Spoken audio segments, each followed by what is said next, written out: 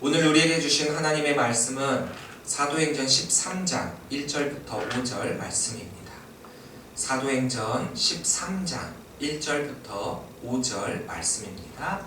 다 함께 한 목소리로 읽도록 하겠습니다. 안디옥 교회에 선지자들과 교사들이 있으니 곧 바나바와 니게르라 하는 시몬과 구레네 사람 루기오와 분봉왕 헤롯의 젖동생 마나엔과 및 사울이라. 주를 섬겨 금식할 때에 성령이 이르시되 내가 불러 지키는 일을 위하여 바나바와 사울을 따로 세우라 하시니, 이에 금식하며 기도하고 두 사람에게 안수하여 보내니라. 두 사람이 성령의 보내심을 받아 실루기아에 내려가 거기서 배 타고 구브로에 가서 살라미에 이르러 하나님의 말씀을 유대인의 여러 회당에서 전할세 요한을 수행원으로 두었더라. 아멘. 할렐루야. 예배의 자리를 사모하시고 주님께 우리의 마음의 예배를 드리기 위해 오신 우리 모든 성도님들을 주의 이름으로 사랑하고 축복합니다. 우리 옆에 계신 분들과 인사 나눌까요? 사랑합니다. 축복합니다. 사랑합니다. 축복합니다.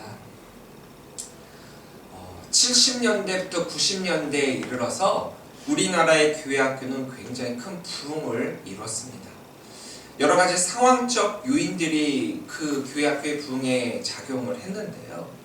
이 당시는 우리가 흔히 말하는 베이비붐 시대이기도 했으며, 또 교회가 문화적으로 세상을 선도하던 때였기 때문에 교회에서 뭔가를 하기만 하면, 그래서 먹거리, 놀거리가 부족했던 아이들이 교회로 몰려들게 되었었죠.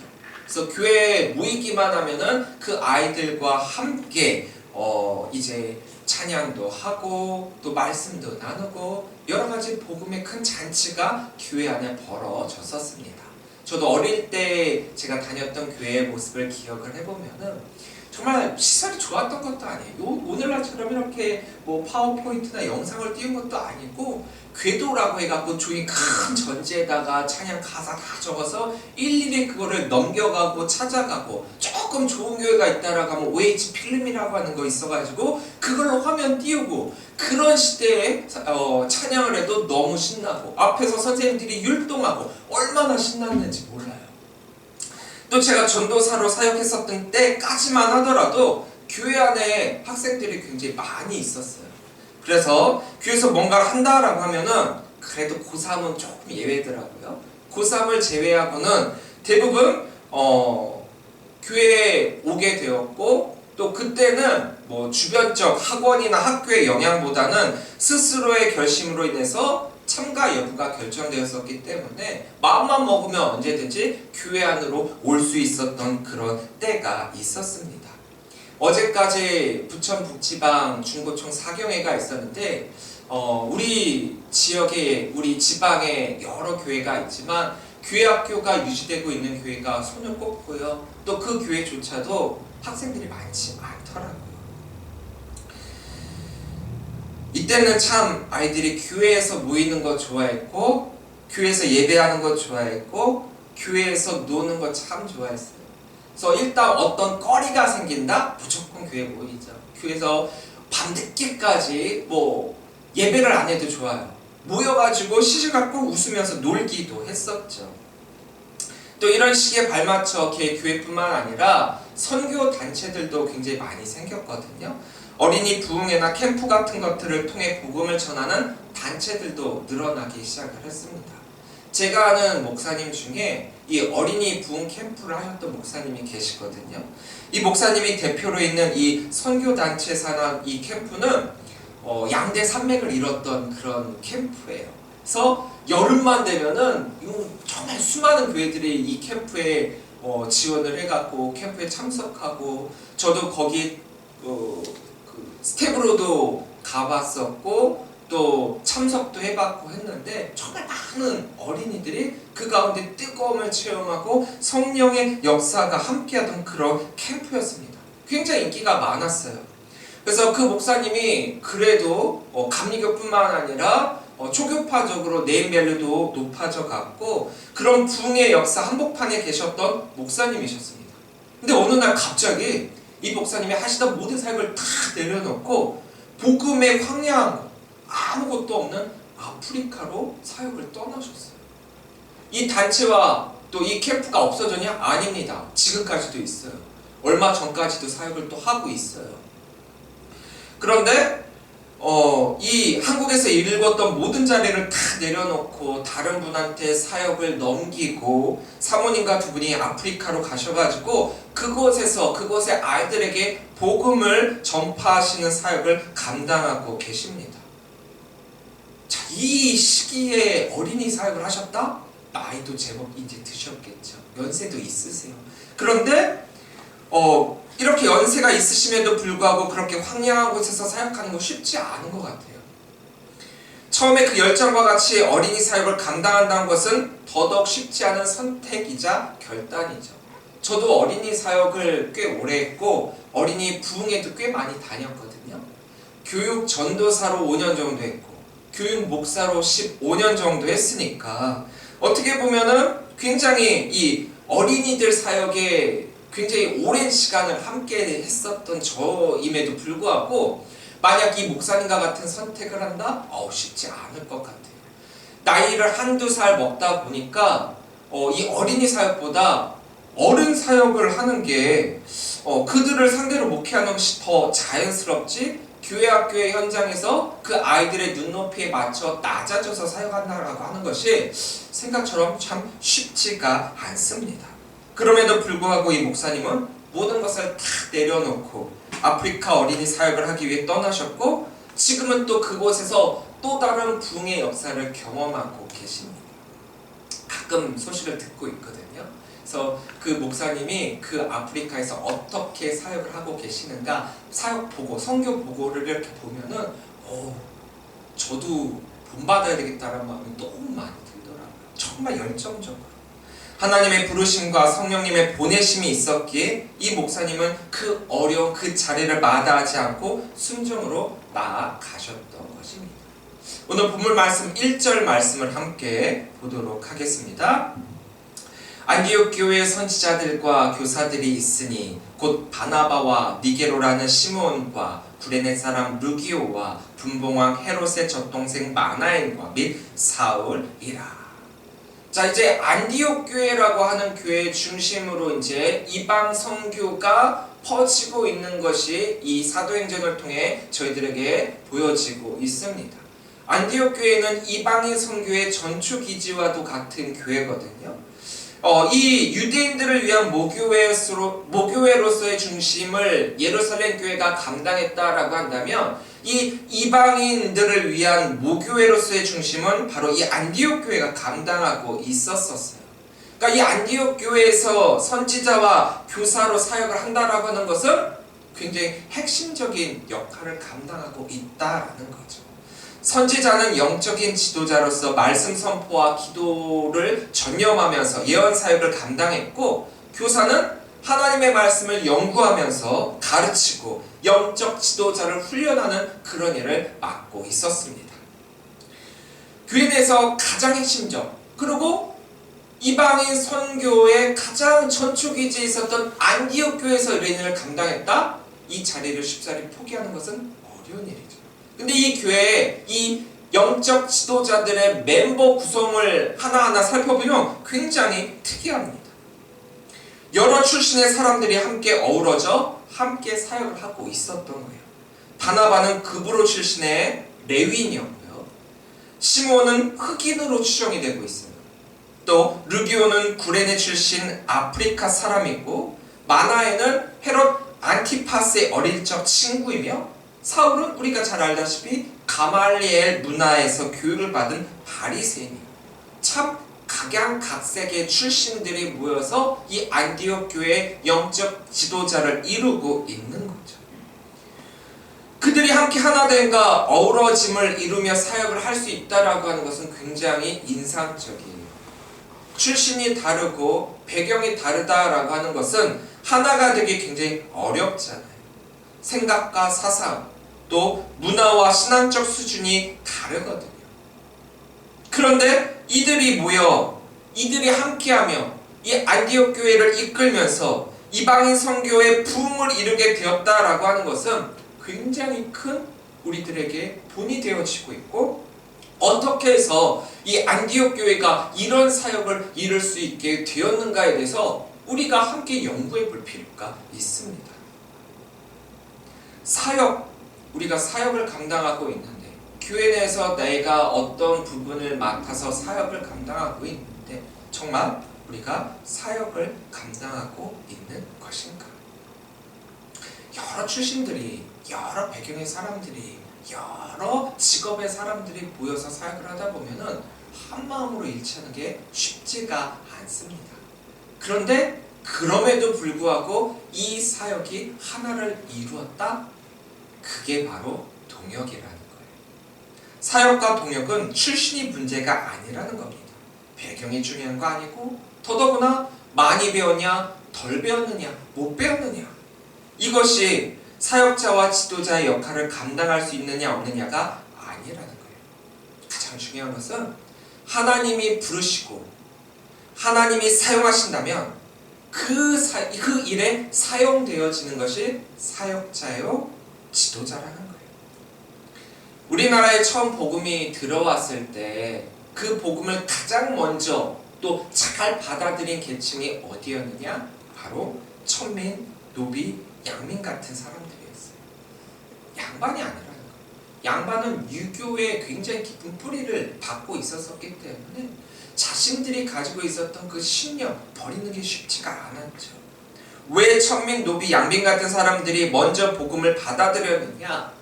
사람은 하나님의 형상대로 지음을 받았기 때문에 존귀한 존재이고, 특히나 예수 그리스도 안에서 모든 사람, 즉 남자나 여자나 종이나 자유자나 유대인이나 헬라인이나 차별이 없는 동등한 하나님의 자녀라고 하는 이런 성경의 가르침이 낮은 계층에 있었던 이들에게 있어서는 굉장히 매력적으로 다가온 메시지였던 거예요. 너무나도 감동적이었죠. 그러니까 상대적으로 양반들은 이 복음이 심쿵할 수밖에 없었고, 이 낮은 계층에 있었던 천민, 노비, 양민 같은 사람들은 이 가르침에 대해서 너무나도 환호할 수밖에 없었어요. 양반들은 이 기독교의 가르침이 못마땅했죠. 왜냐? 기독교의 가르침은 강한 자와 약한 자의 대립 가운데 약한 자의 손을 들어주고 있고, 가진 자가 있고 가지지 못한 자가 있다라고 한다면은 가진 자들이 가지지 못한 자들에게 나눠주라 라고 하는 게 이 성경의 말씀이잖아요. 비교적 그들의 삶 가운데 강자와 가진 자에 속했던 이 양반들로서는 이 복음을 쉽사리 받아들이지 못하고 있었던 것입니다. 하지만 진짜 복음은 양반과 노비라고 하는 이런 신분까지도 넘어서는 사역을 가능하게 할 수 있습니다. 한 집에 종이자 노비가 먼저 복음을 받아들였어요. 그래서 교회 다니고 그 교회에서 어느 정도 지도자의 위치에 서게 됩니다. 그러다가 후에 그 집의 주인인 양반이 복음을 받아들여서 같은 교회에 다니게 돼요. 그래서 그 교회에 갔어요. 그랬는데 그 교회의 영적 지도자로서 내 집에 노비가 딱 있어가지고 복음을 전하고 있고 나한테 신앙을 가르쳐주고 있네요. 이거 어떤 마음이 좀 들겠습니까? 이 양반은 어떤 반응을 보일까요? 만약 이 양반이 신분을 우선시하고 있었다라고 한다면 어떻게 내가 저 천하디 천한 노비한테 이런 거를 배울 수 있겠느냐라고 하면서 받아들인 복음을 내팽개치고 그 교회를 떠났겠죠. 반면에 복음을 우선시한 양반이었다라고 한다면 받아들인 그 복음으로 말미암아 이 노비와 그래도 같은 교회에서 함께 신앙을 공유하게 되었겠죠. 자, 그런데 우리나라의 기독교 역사를 살펴보면 실제로 그런 일이 일어났어요. 이런 일이 있었습니다. 주인과 마부가 함께 교회 다니게 됐어요. 주인은 좀 가진 사람이었거든요. 그래서 아직 교회가 세워지지 않으니까 자기 집을 교회 처소로 내어주기까지 했고, 과수원을 팔아서 교회를 건축까지 했어요. 그렇게까지 했어요. 어느 날 이 교회에서 장로를 선출하는 투표를 했습니다. 여기에 후보에 이 주인도 올라가게 됐고 이 마부도 올라가게 됐어요. 이 둘을 놓고 투표를 했는데 누구나가 생각을 하더라도 이 주인은 그렇게 헌신적으로 물질적으로 공세를 하고 이 교회에서 많은 일을 했기 때문에 분명히 장로가 될 거다 라고 장담을 했는데 아뿔싸 뚜껑을 열어보니까 이 주인은 장로에서 떨어졌고 이 노비는 장로가 된 거예요. 이제 교회는 이제 큰일 났다 생각을 하는 거예요. 큰일 났다. 저분이 장로가 됐는데 장로가 떨어져 버렸어. 그리고 노비도 같이 떨어졌으면 마부도 떨어졌으면 괜찮은데 이 마부는 장로가 됐어. 교회 전체가 굉장히 난처해졌죠. 근데 이 주인은요 이렇게 얘기를 하는 거예요. 자신은 아직 장로가 될 만한 믿음이 되지 않았고 이 마부는 충분히 장로직을 수행할 수 있을 것입니다. 선출된 이 장로를 잘 받들고 교회를 위해 열심히 봉사하겠습니다. 그렇게 선언을 하는 거예요. 교회는 너무나도 기뻤죠. 놀라운 일이죠. 그런데 더더구나 어떤 일이 또 일어나느냐? 이 주인은 이 마부를 자기 사비를 보태가지고 신학교를 보내는 거예요. 신학교를 보내서 목사를 만들었습니다. 그리고 목사가 된 이 마부는 후에 다시금 이 교회로 돌아왔어요. 어떻게요? 담임 목사로.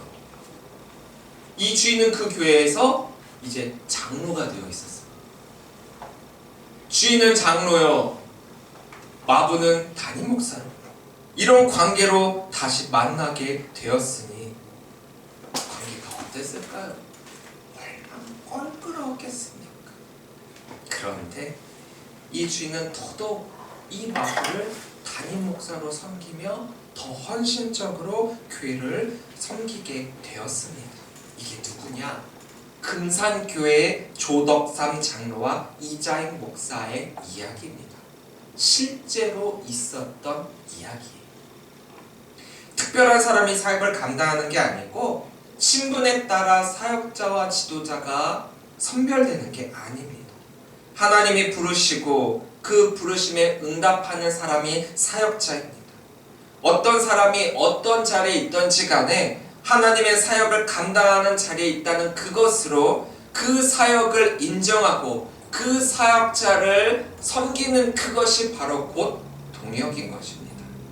사실 사역을 하다 보면 사회적 위치를 그대로 교회 안으로 가지고 들어와서 교회 안에서조차 내가 그런 위치에서 명예와 존중을 받으려고 여기는 그런 착각에 빠지는 사람들이 있어요. 어떻게 사회적 위치와 교회 안에서의 위치가 같겠습니까? 또 반대로 사회적으로는 높은 위치에 있지 못한 이들이 자신의 마음의 상처를 교회에서 치유받고자 교회 내에서만큼은 사람들의 인정받고 그래서 직분에 집착해갖고 어떻게 해서든지 장로, 집사, 권사, 장로 이 직분을 가지려고 하는 그런 분들이 꽤 많이 있어요. 근데 이런 분들은 어떻게 생각하면 직분을 이 사회적 위치와 똑같이 여겨가지고 직분이 어느 정도 되잖아요. 그러면 그 직분을 가지고 칼을 휘두르는 경우도 있습니다.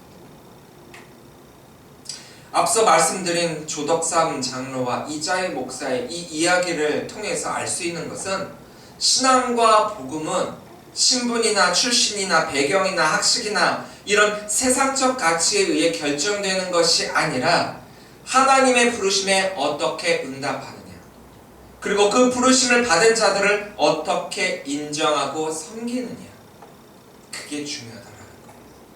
안디옥 교회가 여러 계층과 출신, 배경을 가진 사람들이 있었음에도 불구하고 이방인 선교의 전초기지로서 많은 부흥의 역사를 경험하게 된 이유가 무엇입니까? 선교적 부흥을 일으킬 수 있었던 이유가 바로 이것에 대한 이 사역자와 동역자와 지도자에 대한 영적 권위를 인정하고 섬겼다라는 거예요. 사회적 배경이나 신분이나 출신이나 학식이나 이런 것에 따른 것이 아니라는 거죠. 2절부터 3절입니다. 주를 섬겨 금식할 때에 성령이 이르시되 내가 불러 시키는 일을 위하여 바나바와 사울을 따로 세우라 하시니 이에 금식하며 기도하고 두 사람에게 안수하여 보내니라. 안디옥 교회는 선교의 모교라고 했죠. 이방인 선교의 모교. 그리고 그곳에서 바나바와 사울은 이 여러 선지자들과 교사들 가운데서도 또 그들을 가르치고 훈련시키는 사역을 감당하고 있었어요. 그러니까 사역자들의 사역자였다라는 거죠. 핵심적인 역할을 감당했던 사람들이에요. 교회 중심이라는 겁니다. 지금 이렇게 교회가 세워져 가고 부흥의 역사를 경험하게 되고 또 해야 될 많은 일이 있을 때 만약 그들을 이끌고 있는 중심이 떠난다? 교회는 어떻게 될까요? 흔들릴 수밖에 없겠죠. 근데 우리가 주목해야 될 부분이 있어요. 주를 섬겨 금식할 때에 또 그 다음에 금식하며 기도하고 이 안디옥 교회는요 인간적인 생각으로 사역과 사명을 감당하던 교회가 아니었다라는 거예요. 늘 영적으로 깨어 기도하며 말씀을 들으며 그 말씀대로 순종하며 나아갔던 거예요. 그러니까 비록 인간적인 부분에서 바나바와 사울이 그들의 지도자 역할을 했고 교회 중심의 역할을 하기는 했지만 그럼에도 불구하고 성령 중심이요 말씀 중심이요 복음 중심이었다는 거예요. 그러니까 지도자가 어떤 배경을 가졌든 어떤 출신이든 어떤 학식을 가졌든 다 인정할 수 있었던 거예요.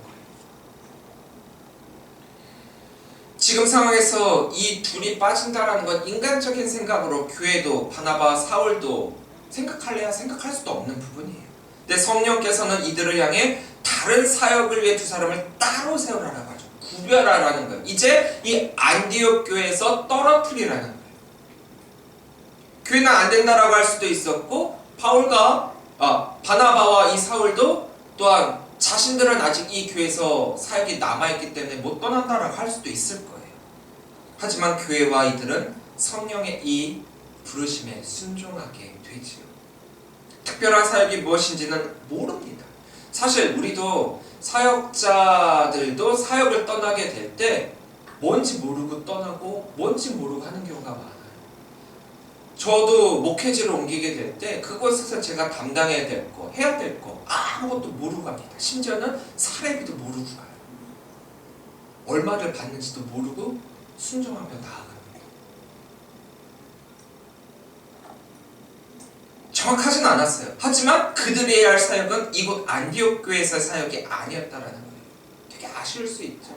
그것은 중심이었는데 많은 일을 했는데 때를 쓸 수도 있었겠지만 성령의 부르심에 성령의 보내심에 이들은 순종을 하게 됩니다.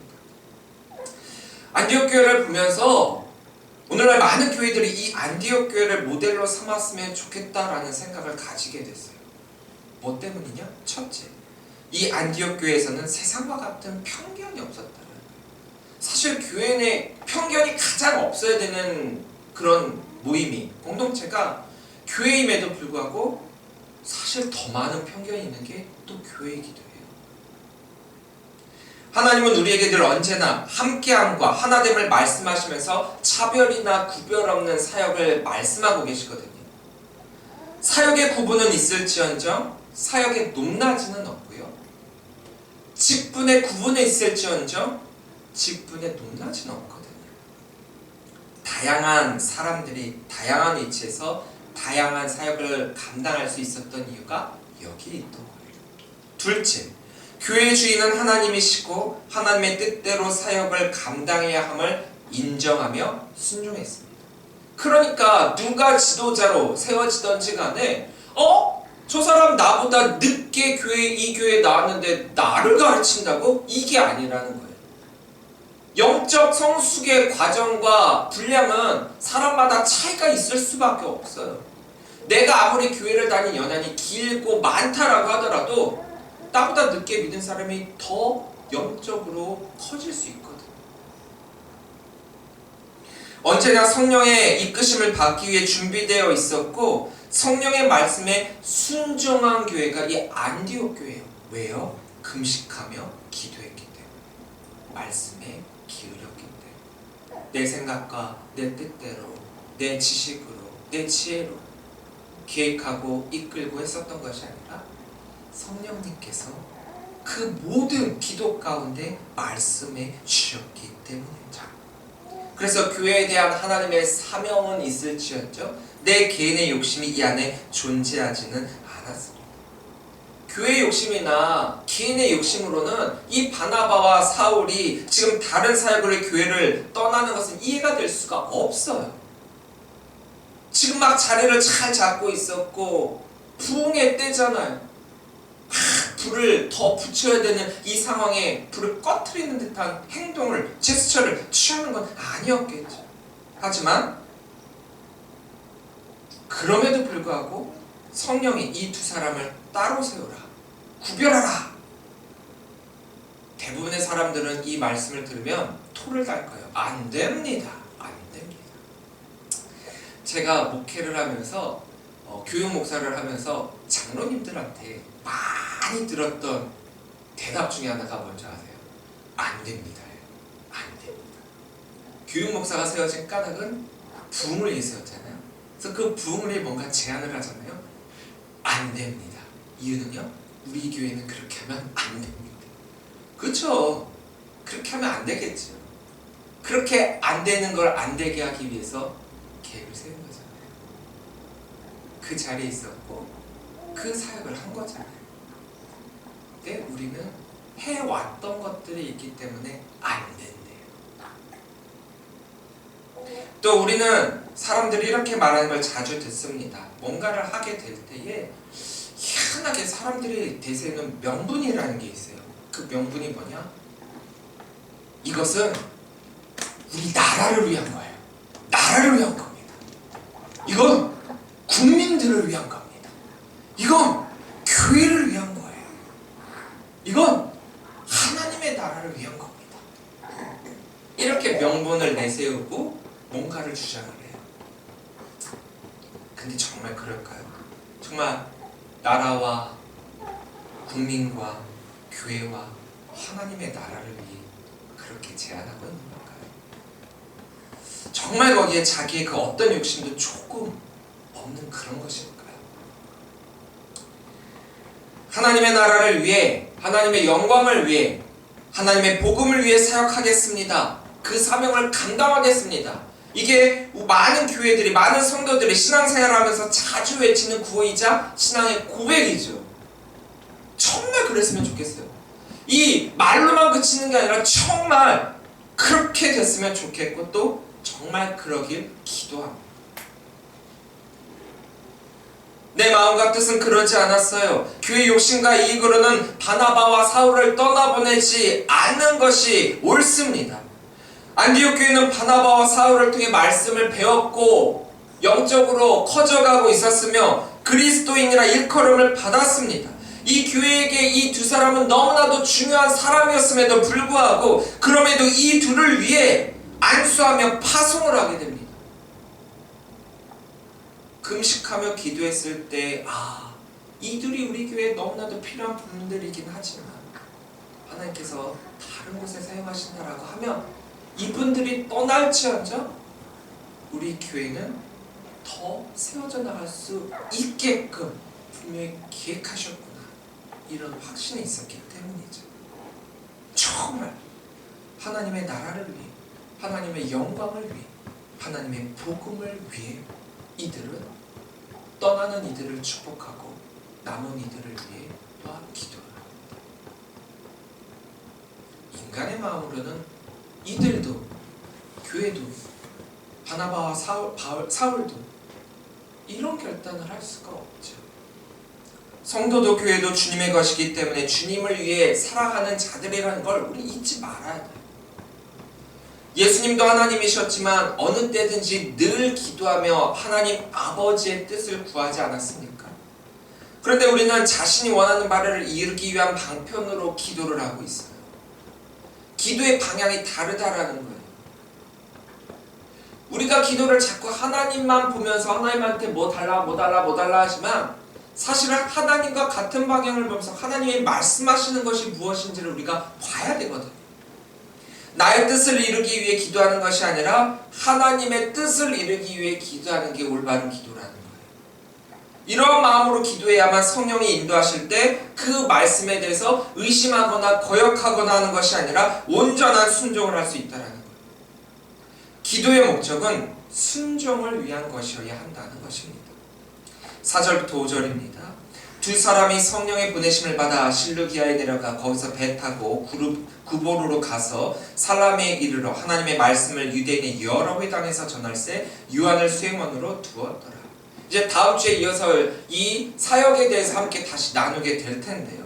성령의 보내심을 받은 바나바와 사울은 이제 바나바와 사울을 이제 구브로로 인도하신 성령의 인도하심에 따라 가고 살라미에 있는 유대인의 회당에서 말씀을 선포하면서 또 마가 요한이라고 하는 수행원도 함께하면서 사역을 하나하나 이뤄가게 됩니다. 어떤 사역을 하게 될지는 몰랐어요. 성령의 이끄심대로 성령의 보내심을 받아 간 것뿐입니다. 성령의 보내심을 받은 자리가 곧 사역이에요. 하나님이 가라 하시면 가고 멈추라면 멈춘 그것이 우리의 사역입니다. 하나님의 교회이기에 하나님의 일을 하는 게 맞잖아요. 하나님께서 가라시면 가는 게 맞잖아요. 근데 성도들인 우리들이 하나님의 일을 제대로 감당하려 하기보다 자꾸 세상을 향해 개인의 성공에만 역점을 두고 교회에서도 마음에 맞는 몇몇과만 함께 하려고 하고 또 욕심을 채워가고 있다라고 한다면 어찌 사역이라고 할 수 있겠습니까? 여러 계층, 여러 출신 이들과 어우러지며 함께하는 것이 사역이자 동역이라는 것. 몇몇 사람들과 친하고 이 사람들은 배제하고 이 사람들은 도리어 뭐 있는지 없는지 투명인간 취급하고 그건 사역이 아니라는 거죠. 하나님의 일로서의 사역을 우리가 원한다? 구별이나 차별 없이 인정하고 섬겨야 된다는 것. 그게 하나님의 일이자 하나님의 사역입니다. 물론 이와 다른 사역도 할 수 있어요. 어떤 사역이냐? 개인 사자를 는 사역. 하나님의 일이 아닌 나의 일로서의 사역. 그 사역을 하면서 하나님의 사역을 하고 있다라고 우리는 많이 이야기를 하고 내 자신을 드러내고 있죠. 바나바와 사울은 하나님의 사람입니다. 그렇게 모든 것을 다 내려놓고 사역을 위해 떠날 수 있었죠. 어린이 부흥사셨던 이 목사님도 마찬가지예요. 하나님의 사람이었기 때문에 한국에서의 명예와 위치와 권한 다 내려놓고 오직 사역을 위해 그 아프리카로 떠나셨었던 거예요. 여러분들은 하나님의 사람입니까? 하나님의 부르심을 받은 자들입니까? 성령의 보내심을 받은 자들입니까? 그래서 이렇게 묻고 싶어요. 여러분들이 감당하고 있는 사역이 있다라고 한다면 그 사역을 위해 성령의 보내심을 받았습니까? 사역을 감당하고 있는데 하나님의 부르심을 받아 내가 한다는 것에 더 의미를 두고 그것을 나를 드러내고 있다? 그렇다면 죄송하게도 그것은 사역이 아닌 개인 사자의 사역이에요. 안디옥 교회는 철저히 하나님의 사역을 감당하려고 했습니다. 그랬기에 여러 출신의 사람들 중심으로 리더가 세워졌고 주님을 위해 함께 기도하며 성령의 이끄심대로 주님의 사역을 감당할 수 있었던 거예요. 교회에서 무언가를 해야만 그게 사역은 아닙니다. 성령의 보내심을 받고 성령의 이끄심대로의 삶을 사는 그것이 바로 사역이라는 거예요. 하나님의 부르심에 응답하는 그 삶이 바로 사역입니다. 그러니까 사역은 거창하게 교회 안에서 어떤 위치에 있어가지고 뭔가를 해야만 그게 사역이 아니라는 거예요. 성령님이 말씀하셨고 성령님이 보내셨고 성령님의 부르심에 응답하며 순종하며 그게 곧 사역이라는 거죠. 2025년 우리 교회가 또 성도가 성령의 보내심을 받고 그 보내심에 순종하며 하나님의 뜻대로의 사역을 이루기를 간절히 소망합니다. 교회가 교회로서, 성도가 성도로서 하나님이 말씀하실 때 귀를 기울이고 영적으로 민감해져서 우리 교회가 다시금 이 지역에 우뚝 서게 되면, 또 성령의 보내심을 받은 사역을 감당하는 우리 언약교회와 성도들이 되기를 주의 이름으로 간절히 축원합니다. 성령의 보내심을 받은 그것이 사역입니다. 교회뿐만 아니라 각 가정과 사역자, 사업체와 직장과 내가 서 있는 그 자리가 바로 사역이 될 수 있습니다. 누구를 통해서요? 성령의 보내심을 받은 바로 여러분들을 통해서요. 기도하겠습니다.